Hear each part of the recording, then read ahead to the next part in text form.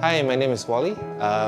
With my company Big Red Button, we've been working on the haze problem in Singapore and in Kalimantan over the last 5 years. We've produced PSAs, we've done emergency haze shelters in Singapore, and we're very proud of the fact that we've built Indonesia's first haze shelter in Kalimantan. In the last few years, it's been operational, and this year in particular, when El Nino came back, when the peatlands got dry and the fires returned, we were able to house many children and the elderly during the period of the haze. What we want to do is to build more, and this Wednesday we'll be flying in with a whole lot of supplies for the haze shelter that we've already built, with the intention of building more.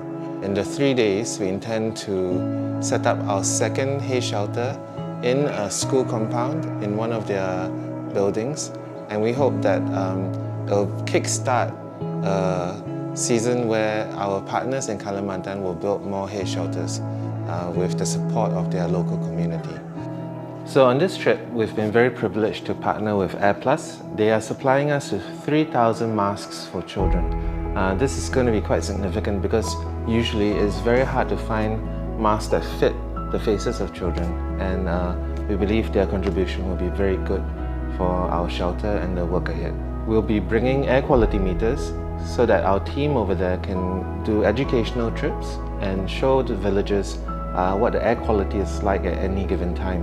We'll also be bringing these air purifiers so that we can set up the new shelters with intake fans. So these will be slotted into windows, which we will modify so that it can suck in air from the outside, purify it, and pump in oxygenated air.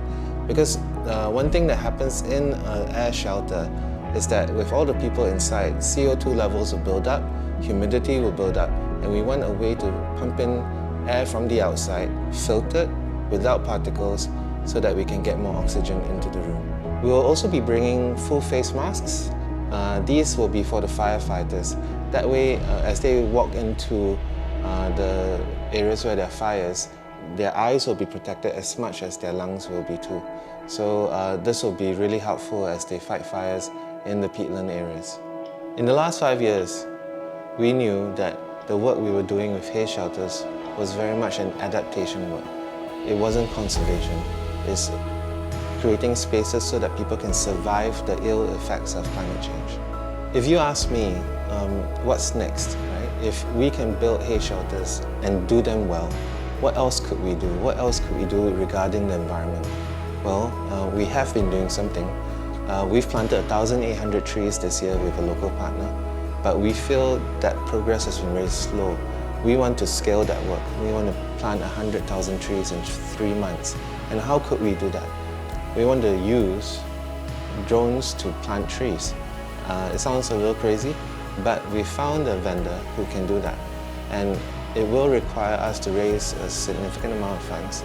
But if you feel inclined to take on this rather large problem of capturing carbon, this is what we want to do. We want to ask you to join us and partner in this tree planting program.